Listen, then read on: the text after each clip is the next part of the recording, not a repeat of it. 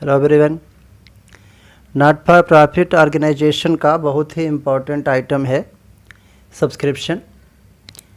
इस टॉपिक पे 2 video already upload कर चुके हैं, जिसमें फर्स्ट वीडियो मीनिंग और कंसेप्ट के ऊपर है, सेकंड इलस्ट्रेशन 1 है, आज इलस्ट्रेशन 2 हम लोग पढ़ेंगे। तो सब्सक्रिप्शन को अच्छे से समझने के लिए 4-5 क्वेश्चन कम से कम न्यूमेरिकल सॉल्व करना पड़ता है, तब जाके इसका पूरा कंसेप्ट क्लियर होता है। तो डिस्क्रिप्शन में हम लिंक डाल देंगे, तो सभी वीडियो देखेंगे तो वो आपको क्लियर होगा। और एनपीओ में एक ऐसा है सब्सक्रिप्शन आइटम है जिसमें सबसे अधिक दिक्कत होती है। अगर इसको आप समझ लेंगे तो फिर एनपीओ में 1-2 आइटम और हैं, जैसे फंड बेस्ड है, उस पर वीडियो ऑलरेडी डाल चुके हैं, कंज्यूमेबल गुड्स है, तो फिर एनपीओ में आपको बहुत दिक्कत नहीं होती है, बाकी सब आइटम इजी होते हैं। तो शुरू करते हैं। इलस्ट्रेशन सेकंड है, सब्सक्रिप्शन रिसीव्ड ड्यूरिंग 1920 रुपीज़ 45,000। तो ये रिसीव हुआ है, ये कहाँ रहता है? ये रिसीट एंड पेमेंट अकाउंट के डेबिट में रहता है ये, क्योंकि receipt payment account cash basis पे बनता है। तो ड्यूरिंग द ईयर, जैसे यहाँ मैंने, हमारा ईयर है 2019-20, तो जितना भी सब्सक्रिप्शन मिला वो रिसीट पेमेंट के डेबिट में रहता है। लेकिन इसको हम इनकम एक्सपेंडिचर के क्रेडिट में शो करते हैं, क्योंकि इनकम एक्सपेंडिचर नॉमिनल अकाउंट है, तो इनकम क्रेडिट होता है। और इनकम क्यों है? क्योंकि ये रेगुलर मिलता रहता है मेंबर से। इसका कंसेप्ट हम बताए हैं वीडियो में, आप देख सकते हैं, उसको पूरी तरह से कंसेप्ट मिल जाएगा। तो यह रेगुलर है, रिकरिंग है, मेंबर से रिसीव होता रहता है रेगुलरली, तो रिकरिंग नेचर का रिसीट है ये, इसलिए इनकम में शो करेंगे। तो सबसे पहले तो क्या करना है, जितना भी सब्सक्रिप्शन रिसीव हुआ उसको हम यहाँ लिख लेते हैं।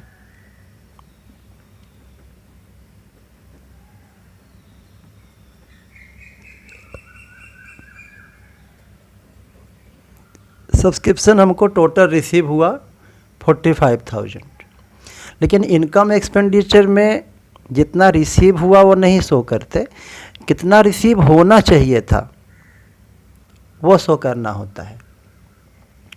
तो इसमें हम देखते हैं क्या क्या। वैसे तो एडजस्टमेंट 4 होते हैं, आउटस्टैंडिंग और एडवांस।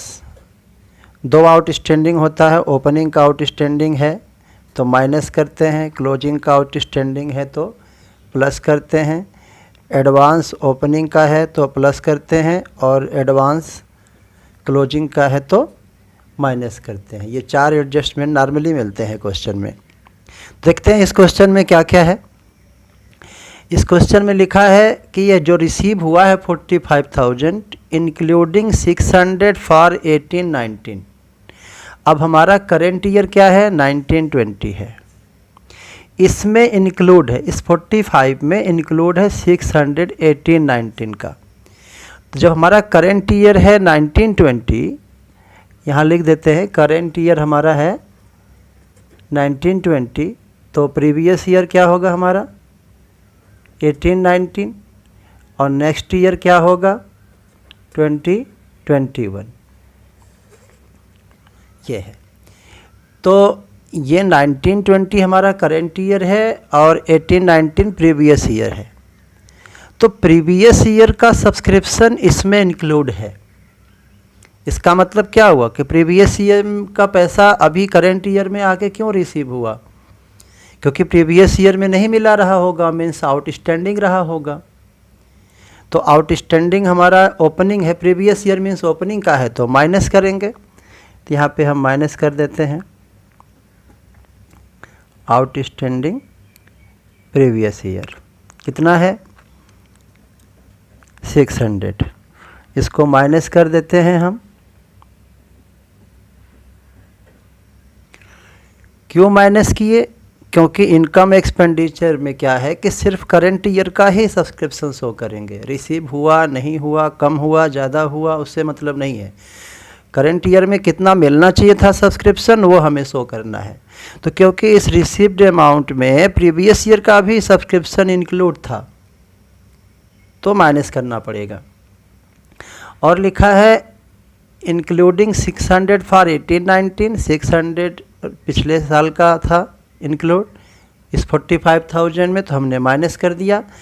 एंड ₹800 फॉर 2021, हमारा करंट ईयर क्या है 1920, और ये रिसीव कब का हुआ है 2021 का, मीन्स नेक्स्ट ईयर का। तो नेक्स्ट ईयर का भी नहीं शो कर सकते इनकम एक्सपेंडिचर में, तो नेक्स्ट ईयर का पैसा हमको अभी मिल गया है, मीन्स क्या है वो एडवांस है करंट ईयर का, तो उसको भी हम माइनस कर देते हैं। तो इसको माइनस कर देंगे तो आगे हमारा 43,600। अब देखते हैं आगे क्या है। सब्सक्रिप्शन आउटस्टैंडिंग फॉर 1920, ये 1920 क्या है करंट ईयर का है, यहाँ से भी पता चल जाता है करंट ईयर हमारा क्या है। 31 मार्च 20 को फिनिश हुआ था, मीन्स 1 अप्रैल 19 को स्टार्ट हुआ था। तो ये सब्सक्रिप्शन आउटस्टैंडिंग करंट ईयर का ही है। तो करंट ईयर का आउटस्टैंडिंग क्या बताए हैं, करंट ईयर का मीन्स क्लोजिंग आउटस्टैंडिंग, तो ऐड कर देते हैं आउटस्टैंडिंग करंट ईयर 1000। अब करंट ईयर का आउटस्टैंडिंग ऐड क्यों कर रहे हैं, क्योंकि अभी मैंने बताया कि इनकम एक्सपेंडिचर है अक्रूवल बेस पे बनता है, रिसीव नहीं हुआ आउटस्टैंडिंग करंट ईयर का है, मीन्स अभी भी आउटस्टैंडिंग है, इसका मतलब मिला नहीं। तो भले रिसीव नहीं हुआ लेकिन करंट ईयर का है इसलिए दिखाना पड़ेगा। जैसा कि पहले बार बार बताते हैं इनकम एक्सपेंडिचर अक्रूवल बेस पे बनता है, तो इसमें करंट ईयर में कितना मिलना चाहिए था वो शो करते हैं। मिला नहीं, 1000 मिला नहीं है लेकिन मिलना चाहिए था, आउटस्टैंडिंग है मीन्स मिलना चाहिए था इस साल, तो मिलना चाहिए था तो शो करेंगे भले नहीं मिला। तो ये हम कर दिए। फिर देखते हैं क्या है, सब्सक्रिप्शन आउटस्टैंडिंग 1419 हमारा करंट ईयर क्या है 1920। करंट ईयर हमारा स्टार्ट कब हुआ था 1419 को, इसका मतलब 1419 यानी ओपनिंग का आउटस्टैंडिंग है। ओपनिंग का आउटस्टैंडिंग हम माइनस करते हैं, तो ऑलरेडी इनफैक्ट हम माइनस कर चुके हैं ओपनिंग का आउटस्टैंडिंग। तो फिर ये क्या है, ये 800 आउटस्टैंडिंग था प्रीवियस ईयर में, उसी में से 600 रिसीव हुआ। तो आउटस्टैंडिंग तो प्रीवियस ईयर का 800 था, लेकिन इस 45,000 में इंक्लूड केवल 600 है। ये 600 इसी 800 में से ही रिसीव हुआ इस साल। तो क्योंकि रिसीव अमाउंट में केवल 600 ही इंक्लूड है प्रीवियस ईयर का, इसलिए हम 600 ही माइनस करेंगे। तो ये 600 ये इसी 800 का पार्ट है। तो अगर ये नहीं लिखा होता कि 600 इसमें इंक्लूड है प्रीवियस ईयर का, तब तो हम 800 माइनस करते, लेकिन बता दिया कि 600 रिसीव हुआ है इस साल का, सॉरी प्रीवियस ईयर का 600 ही रिसीव में इंक्लूड है, इसलिए हम प्रीवियस ईयर का आउटस्टैंडिंग 600 यहाँ पहले से ही माइनस कर चुके हैं। 800 नहीं माइनस करेंगे क्योंकि 800 इसमें रिसीव है ही नहीं, इसी 800 में से ही 600 मिल पाया, तो 600 ही इसमें इंक्लूड है, तो 600 हम ऑलरेडी माइनस कर चुके हैं।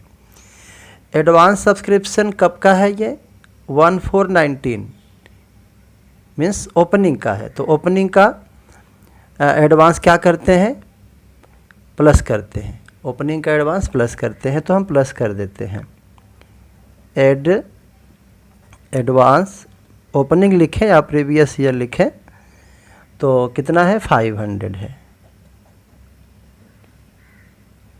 तो ये हमारा सब्सक्रिप्शन आ गया 45,100। तो इनकम एक्सपेंडिचर में सब्सक्रिप्शन हमारा आ गया 45,100। तो मतलब इतना मिलना चाहिए था हमको सब्सक्रिप्शन, मिला हमको केवल 45,000।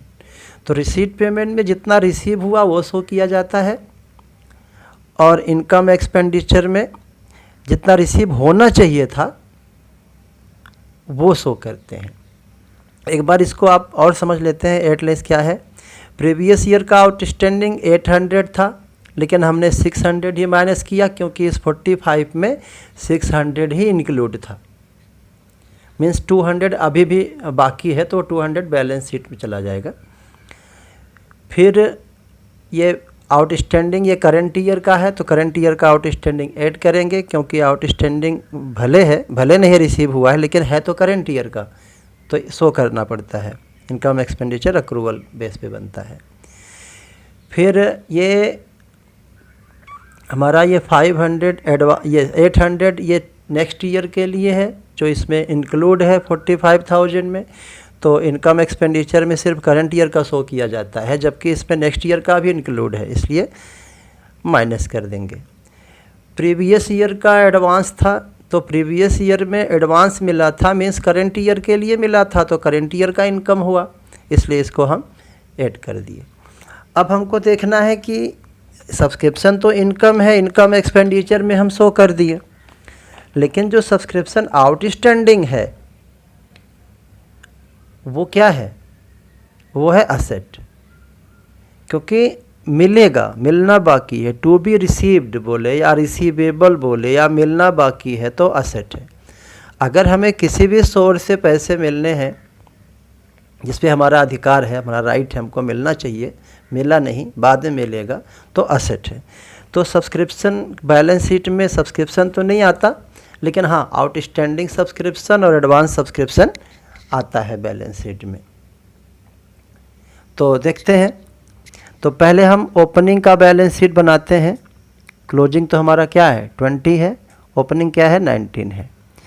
तो प्रीवियस ईयर में आउटस्टैंडिंग सब्सक्रिप्शन कितना था?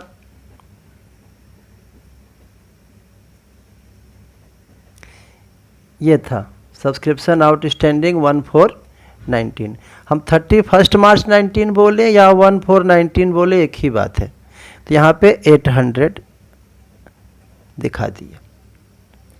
अब यहाँ आपके मन में डाउट हो सकता है कि हम इनकम एक्सपेंडिचर में तो 600 ही माइनस किए थे प्रीवियस ईयर का आउटस्टैंडिंग, और इसमें हम पूरा 800 दिखा रहे हैं। तो सिंपल सी बात है कि इनकम एक्सपेंडिचर में हम इसमें 45,000 से 600 इसलिए माइनस किए थे क्योंकि इसमें 600 ही इंक्लूड था प्रीवियस ईयर का, इसलिए 600 माइनस किए। 800 आउटस्टैंडिंग ज़रूर था लेकिन रिसीव नहीं होता, इसमें 800 इंक्लूड ही नहीं था, तो माइनस कैसे कर सकते हैं, इसलिए 600 माइनस करते हैं। अब एडवांस सब्सक्रिप्शन है इस डेट का 1419 या 1419 बोले या 31 मार्च 19 बोले, एक ही बात है। तो प्रीवियस ईयर में हमें एडवांस सब्सक्रिप्शन रिसीव हो गया था, तो अगर कोई इनकम हमें एडवांस रिसीव हो जाता है तो हमारे लिए लायबिलिटी है, क्योंकि पहले से हम पैसा ले लेते हैं तो उसके बदले हमें सर्विस वगैरह कुछ देना पड़ेगा, तो देना पड़ेगा, इसलिए लायबिलिटी है। जैसे मिलना बाकी है तो असेट होता है, और देना बाकी है तो लायबिलिटी है। तो ये 500 हमें पैसे नहीं वापस करना है, बल्कि जिस मेंबर से एडवांस मिला है उसको हमें मेंबरशिप की सर्विस देनी है। मेंबर को जो सर्विस देनी पड़ती है वो सर्विस देनी पड़ेगी। तो पैसा देना पड़े तो भी लायबिलिटी है, सर्विस देनी पड़े तो भी लायबिलिटी है, कुछ सामान देना पड़े तो भी लायबिलिटी है, तो लायबिलिटी है। अब हम देखते हैं क्लोजिंग का 31 मार्च 20 का देखते हैं। तो 31 मार्च 20 में आउटस्टैंडिंग सब्सक्रिप्शन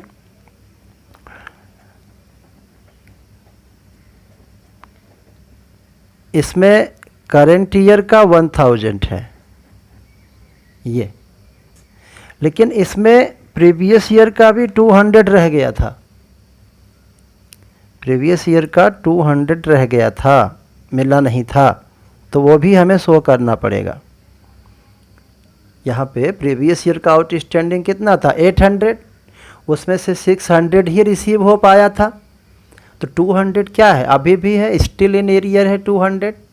तो बैलेंस शीट में क्या है ना कि एज एट लिखते हैं, मतलब इस डेट तक जो भी आउटस्टैंडिंग है वो सब शो करना पड़ेगा, चाहे वो करंट ईयर का आउटस्टैंडिंग हो या प्रीवियस ईयर का आउटस्टैंडिंग हो या उसके पहले का आउटस्टैंडिंग है। ये एज एट ये पॉइंट स्टेटमेंट है, मतलब इस डेट तक जितना भी आउटस्टैंडिंग है चाहे वो कब का है उससे मतलब नहीं है बैलेंस शीट में। तो 1000 करंट ईयर का है, यहाँ लिखा था ना फॉर 1920, तो ये 1000 सिर्फ करंट ईयर का था, फॉर लिखा है मीन्स क्या हुआ, ये सिर्फ करंट ईयर का है, तो सिर्फ करंट ईयर का है। और पिछले साल का 800 में से 600 रिसीव हो गया था, तो 200 पिछला भी है, तो टोटल आउटस्टैंडिंग इसमें टोटल दिखाएंगे उस तारीख को जितना आउटस्टैंडिंग है। फिर देखते हैं एडवांस सब्सक्रिप्शन कितना है करंट ईयर का, तो ये है, ये जो हमें 45 रिसीव हुआ है उसमें 800 नेक्स्ट ईयर का है, तो नेक्स्ट ईयर का पैसा अभी हमको मिल गया तो लायबिलिटी है। एडवांस सब्सक्रिप्शन कितना है, 800 है, तो ये हो गया, हमारा क्वेश्चन कंप्लीट हो गया। तो सब्सक्रिप्शन के बेस पे ये दूसरा क्वेश्चन मैंने डाला इलस्ट्रेशन, एक कंसेप्ट पे वीडियो डाला था, दूसरा इलस्ट्रेशन, फर्स्ट इलस्ट्रेशन डाला, फिर ये सेकंड इलस्ट्रेशन डाला।